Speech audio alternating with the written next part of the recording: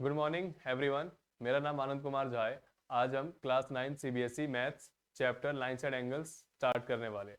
तो चलिए बिना टाइम वेस्ट किए हुए हम अपने चैप्टर पर आते हैं जो कि है lines and angles. So chapter को स्टार्ट करने से पहले हमें कुछ बेसिक टर्म्स पता होने चाहिए, जैसे कि एक्यूट एंगल क्या होते हैं, राइट एंगल क्या होते हैं, ऑब्ट्यूस एंगल क्या होते हैं, लीनियर पेयर क्या होता है, कॉम्प्लीमेंट्री एंगल क्या होता है, सप्लीमेंट्री एंगल क्या होता है। ये सब हमें पता होना चाहिए। अगर हमें ये सब अच्छे से पता है तो हम इस चैप्टर को बहुत ही आसानी से और बहुत जल्दी खत्म कर देंगे। तो चलिए जी, सबसे पहले आते हैं एक्यूट एंगल। अब एक्यूट एंगल क्या होता है? एक्यूट एंगल हमारा वो होता है जिसमें जो हमारा एंगल थीटा है वो क्या होना चाहिए, जीरो से बड़ा और 90 डिग्री से क्या होना चाहिए, छोटा होना चाहिए।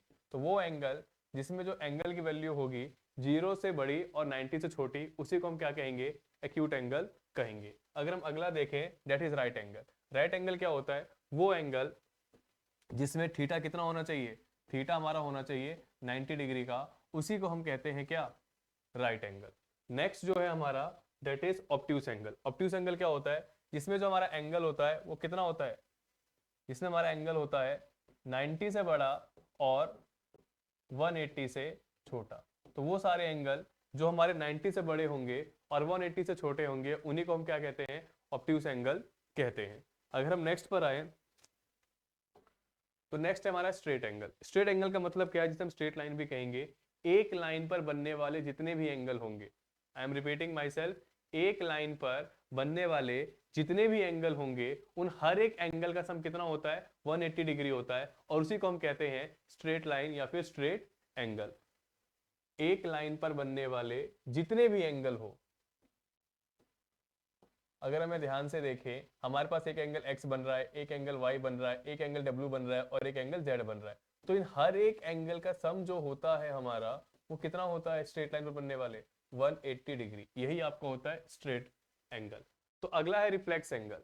अगर रिफ्लेक्स एंगल की बात करें, मान लेते हैं हमारे पास ये एंगल है x। तो अगर हम इसका रिफ्लेक्स एंगल निकालना है तो वो कैसे होगा हमारा, इस एंगल को निकालने के लिए तो रिफ्लेक्स एंगल x जो होगा वो कितना होगा, 360 में से हमें अपना एंगल x माइनस कर देंगे, तो वो आपका क्या हो जाएगा, वो आपका रिफ्लेक्स एंगल हो जाएगा। अब आते हैं नेक्स्ट पर, डेट इज कॉम्प्लीमेंट्री एंगल। अब कॉम्प्लीमेंट्री एंगल क्या होते हैं, वो दो एंगल जिन दो एंगल का सम कितना होना चाहिए हमेशा से, 90 डिग्री। तो जिन दो एंगल का सम हमेशा कितना आएगा, 90 डिग्री आएगा, उसी को हम क्या कहेंगे, उसी को हम कहेंगे कॉम्प्लीमेंट्री एंगल। नेक्स्ट पर अगर हम आते हैं, डेट इज सप्लीमेंट्री एंगल। अब सप्लीमेंट्री एंगल क्या होते हैं, वो दो एंगल जिन दोनों एंगल का सम कितना होना चाहिए, 180 डिग्री। वो दो एंगल जिन दोनों एंगल का सम कितना होना चाहिए, 180 डिग्री, उसी को हम क्या कहते हैं, सप्लीमेंट्री एंगल कहते हैं। नेक्स्ट जो है हमारा वो क्या है, वो है लीनियर पेयर। अब लीनियर पेयर का मतलब क्या है, इसमें आप एक चीज हमेशा याद रखिएगा कि अगर हमारे पास कभी भी एक सीधी लाइन है, अगर हमारे पास कभी भी एक सीधी लाइन है, तो सीधी लाइन पर बनने वाले दो एंगल, मैं रिपीट कर रहा हूं, सिर्फ और सिर्फ दो एंगल, सिर्फ दो एंगल ही होने चाहिए। तो उन दोनों एंगल का सम कितना होगा, 180 डिग्री, और इसे हम क्या कहेंगे, इसे हम कहेंगे लीनियर पेयर। याद रखिएगा, डिफरेंस ये है, स्ट्रेट लाइन में दो से ज्यादा एंगल बनेंगे और लीनियर पेयर में सिर्फ और सिर्फ हमारे दो ही एंगल बनेंगे। तो जब एक स्ट्रेट लाइन पर सिर्फ दो एंगल बनेंगे उसे हम कहेंगे लीनियर पेयर, और जब दो से ज्यादा बन जाएंगे उसे हम कहेंगे स्ट्रेट लाइन। नेक्स्ट है वर्टिकली अपोजिट एंगल। जब भी कभी दो लाइन एक दूसरे को क्या कर रही है, इंटरसेक्ट कर रही है, कभी भी दो लाइन एक दूसरे को क्या कर रही है, इंटरसेक्ट कर रही है, डेट मीन्स कट कर रही है, तो इनके आमने सामने बनने वाले जो एंगल होंगे, ए और बी, ये आमने सामने, सी और डी, तो जो ए है वो बी के बराबर होगा हमेशा से, जो सी है वो हमेशा से डी के बराबर होगा। तो ये हमेशा बराबर होंगे, इन्हें हम क्या कहते हैं, इन्हें हम कहते हैं वर्टिकली अपोजिट एंगल। आइए नेक्स्ट टॉपिक पर आते हैं अब हम, डेट इज क्वेश्चन है एनसीईआरटी एक्सरसाइज 6.1 का फर्स्ट क्वेश्चन है ये, जो कि क्या कह रहा है, कह रहा है in figure 6.13 lines A B and C D intersect at O if angle AOC plus angle BOE equals to 70 degree and angle BOD equals to 40 degree, find angle BOE and reflex angle COE। हमें कह रहा है, हमारे पास ये figure है जिसमें angle AOC plus BOE का सम कितना है, 70 डिग्री है, और कह रहा है कि BOD 40 डिग्री है, find angle BOE and reflex angle COE। तो हमें यहाँ पे ये चीज निकालने को वो कह रहा है। तो एक चीज हमेशा याद रखिएगा इस चैप्टर में गिवन, टू प्रूफ और फिगर के मार्क्स होते हैं। तो जब भी आप ये क्वेश्चन करेंगे याद रखिएगा आपने गिवन, प्रूफ और इसका फिगर बनाया हो। चलिए स्टार्ट करते हैं। अगर हम देखें तो हमें गिवन क्या है, यहाँ पे हमें गिवन है, यहाँ पे हमें गिवन है कि जो हमारा एंगल AOC है और जो हमारा एंगल BOE है, इन दोनों का सम कितना दे रखा है हमें 70 डिग्री। और जो हमारा एंगल BOD है, इसका सम हमें कितना दे रखा है 40 डिग्री, दैट इज 40 डिग्री। हमें क्या शो निकालने को कह रहा है, फाइंड करने को कह रहा है हमें कि एंगल BOE निकालिए और रिफ्लेक्स एंगल COE भी निकालिए। चलिए जी ठीक है, निकालते हैं। अगर हम ध्यान से देखें एंगल AOC कहाँ है, ये रहा। एंगल BOE कहाँ है, ये रहा। तो हमें इन दोनों एंगल का सम कितना दे रखा है यहाँ पे 70 डिग्री। तो अगर हम ध्यान से देखें, अगर हम सॉल्यूशन करें इसका, अगर हम ध्यान से देखें यहाँ पे तो angle AOC plus angle COE, angle AOC plus angle COE plus angle BOE, इस स्ट्रेट लाइन पर बनने वाले हमारे पास तीन एंगल है AOC, COE, BOE। इन सब का सब कितना होना चाहिए 180 डिग्री। रीजन क्या है जी, रीजन है स्ट्रेट लाइन, क्योंकि एक सीधी लाइन है।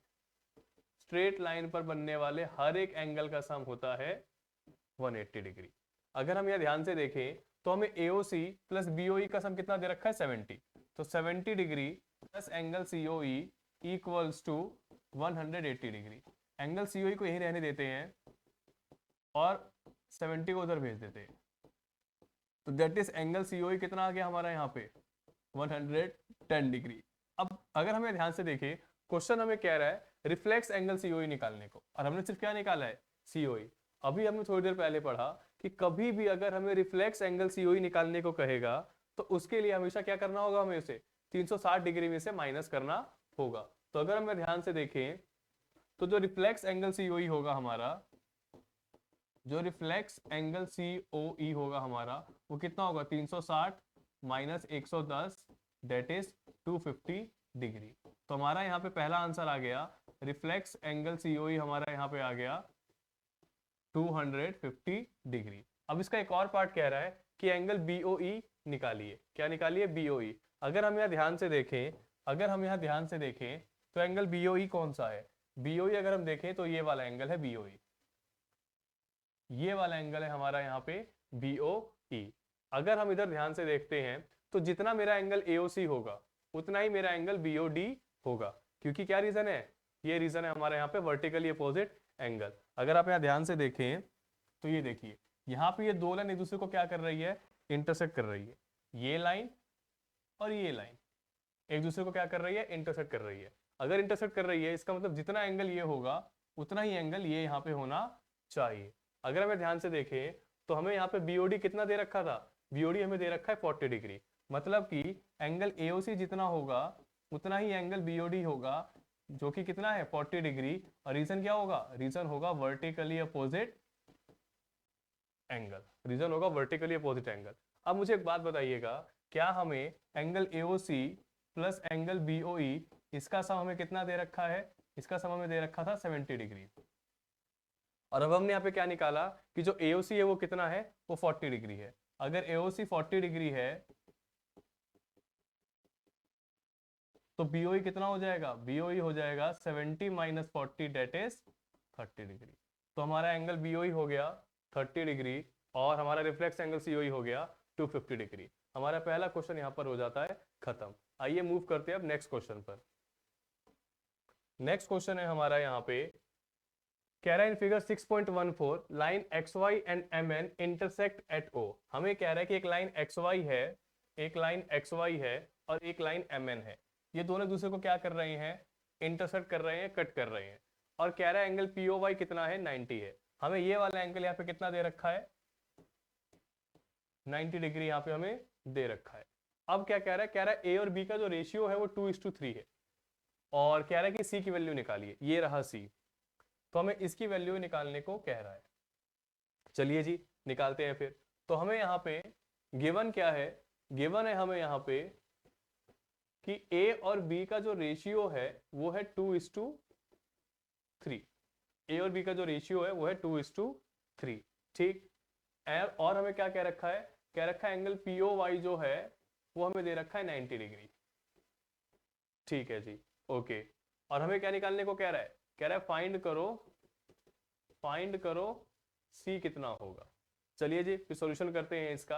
आप एक बात हमेशा याद रखिएगा, जब भी आपको कोई भी एंगल रेशियोज में दे रखे हैं तो हम उन्हें लेट कर लेंगे। ये चीज हमेशा याद रखना, कभी भी, चाहे आप लाइन साइड एंगल्स कर रहे हो चाहे आप ट्राइंगल कर रहे हो, कभी भी अगर आपको एंगल्स रेशियो में दे रखे हैं तो आप हमेशा उन्हें क्या करेंगे, लेट करेंगे। जैसे कि हम यहाँ क्या काम करते हैं, हम यहाँ करते हैं कि let angle A is 2x and angle B is 3x। हमने ये मान लिया कि एंगल A जो है वो 2x होगा और एंगल B जो है वो 3x होगा। अब हम ध्यान से देखें तो XY एक सीधी लाइन है। अगर XY एक सीधी लाइन है इसका मतलब ये है कि 2x plus 3x plus angle POY इन सबका सम कितना होना चाहिए, 180 डिग्री। रीजन है जी स्ट्रेट लाइन, रीजन है स्ट्रेट लाइन।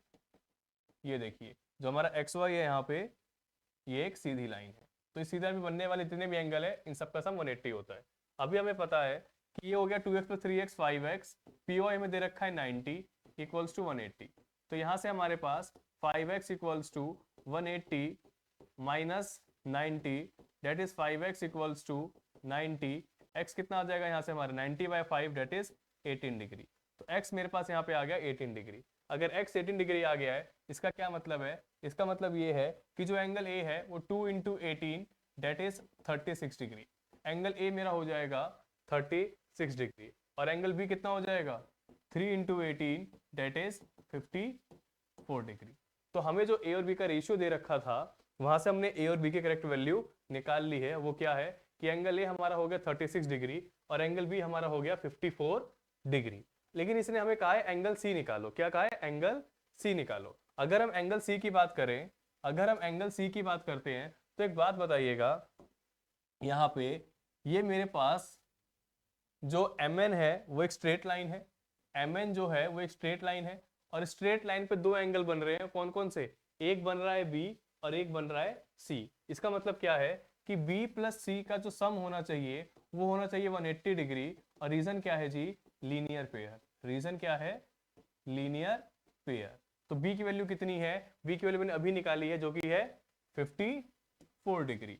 तो 54 degree plus C equals to 180 degree. तो C की वैल्यू क्या आ जाएगी, 180 माइनस 54 that is C equals to 10 में से 4 कटा 6 और 7 में से 5 कटा 2, 126 डिग्री। तो एंगल C कितना आ गया, 126 डिग्री। तो आज हमने लाइन साइड एंगल्स के कुछ कंसेप्ट पढ़े और पहली एक्सरसाइज के 2 क्वेश्चन करे। आप यहां तक रिवाइज करिएगा, नेक्स्ट क्लास में हम इस एक्सरसाइज को खत्म कर देंगे।